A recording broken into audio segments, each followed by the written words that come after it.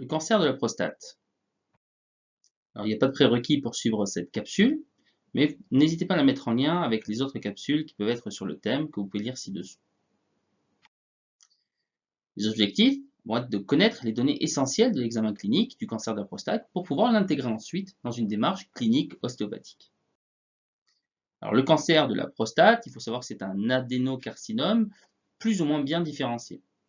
C'est le plus fréquent des cancers de l'homme après 50 ans et son incidence augmente avec l'âge. La classification de Gleason permet de distinguer les tumeurs selon leur différenciation.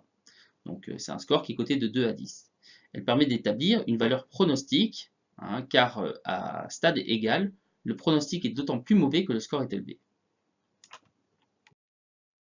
À l'interrogatoire, on va orienter la recherche en direction des facteurs de risque. Donc il va y avoir l'âge, les antécédents familiaux, certaines origines ethniques, les noirs d'origine africaine, l'environnement avec l'alimentation riche en graisse, l'ensoleillement, les facteurs hormonaux et avec le rôle de la testostérone. Alors, le cancer pouvant être découvert de manière fortuite, sans symptomatologie, ça c'est quand même quelque chose qu'il faut bien intégrer. Le cancer peut aussi être également découvert par des manifestations cliniques, rarement des signes urinaires d'ailleurs. Le diagnostic peut se faire aussi à un stade de métastase osseuse, il faut y penser, lors de douleurs osseuses qui sont rebelles chez le patient âgé.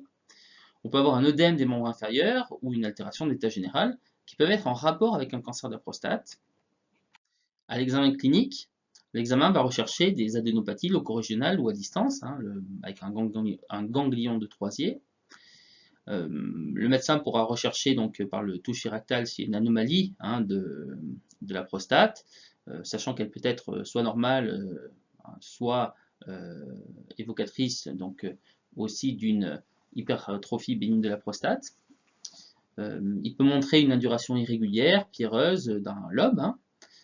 Parfois la prostate peut être ferme et asymétrique. Parfois on peut palper aussi un nodule qui va être induré, voire carrément un blindage du petit bassin.